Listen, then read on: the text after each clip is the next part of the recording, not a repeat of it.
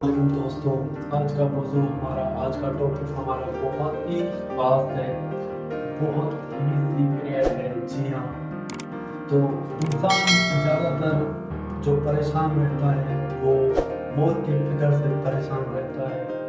इंसान मर जाता है, इंसान फना हो जाता है, इंसान ख़त्म हो जाता है।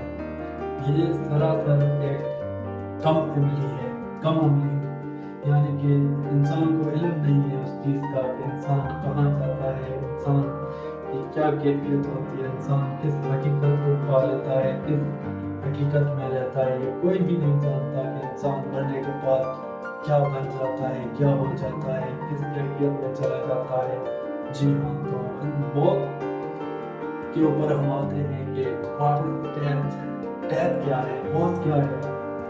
मौत एक तब्दीली का नाम है, मौत एक चेंजिंग का नाम है, मौत इंसान को तब्दील करती है, मौत इस कायनात की हर चीज़ को तब्दील करती है। आपने देखा होगा कि मौसम खज़ां के अंदर जब पत्ते सूख के झड़ जाते हैं तो फना हो जाते हैं, मिट जाते हैं, मर जाते हैं, और जैसे ही मौसम बहार आती है तो फिर वो जिंदा हो जाते हैं। तो मौत इसी तरह से एक जिंदगी के वजूद को तरोताज़ा करती है, एक जिंदगी के वजूद को नई जिंदगी बख्शती है। मौत एक चेंजिंग का नाम है, तब्दीली का नाम है। मौत से हर कायनात की हर तकलीफ चेंज हो जाती है, कायनात की हर चीज़ तब्दील हो जाती है, कायनात की हर चीज़ तरोताज़ा हो जाती है। इंसान भी जब एक मरता है तो एक इंसान अलग मुकाम, अलग शऊर, अलग कैफियत, अलग हालत में पहुंच जाता है, जिसका इंसान को इल्म नहीं है, जिसका इंसान को शऊर नहीं है, जिसका इंसान को कुछ भी पता नहीं है। तो मौत से डरने के बजाय मौत को कबूल करना चाहिए, क्योंकि जो मर्द मोमिन होता है वो मौत को एक्सेप्ट करता है। जी हाँ, जो चीज़ इतनी लाजमी है, होनी है, तो उससे डरना क्या, बल्कि उसको तो गले लगाना चाहिए। जी हाँ, जब मरना है तो हर इंसान मर रहा है इस दुनिया के अंदर, हर इंसान फना हो रहा है, तो उससे डरने का क्या फायदा।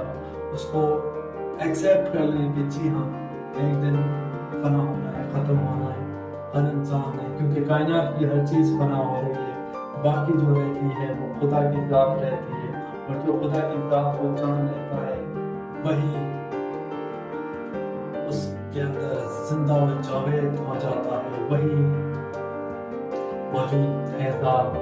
जी हाँ, तो इंसान को खुदा की ज़ात के साथ जुड़ना चाहिए, जिसमें जिंदगी है, जिसमें जावेदानी है, जिसमें हकीकी जिंदगी है।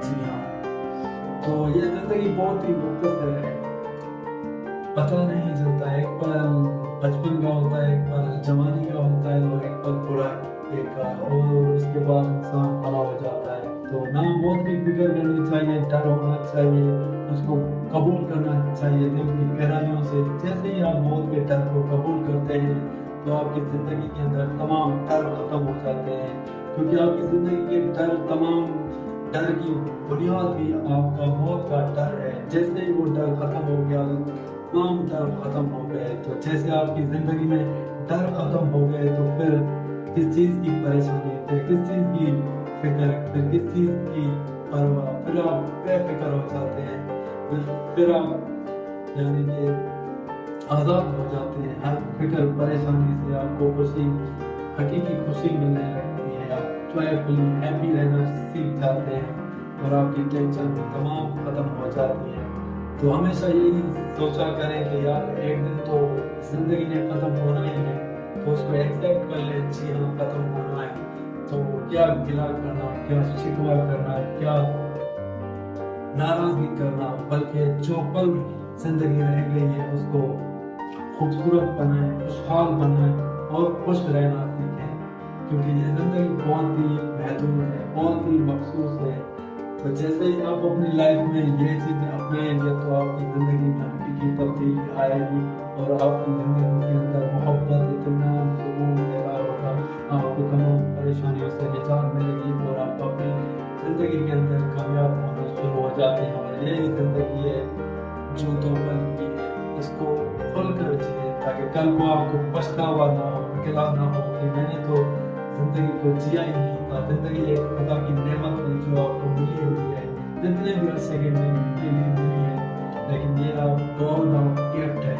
اس کو اگر آپ کھل کے نہیں جیتے، شکر سے نہیں جیتے، شکر کا مطلب ہے کہ آپ راضی ہیں، آپ خوش ہیں. راضی کا مطلب ہے کہ آپ خوش ہیں.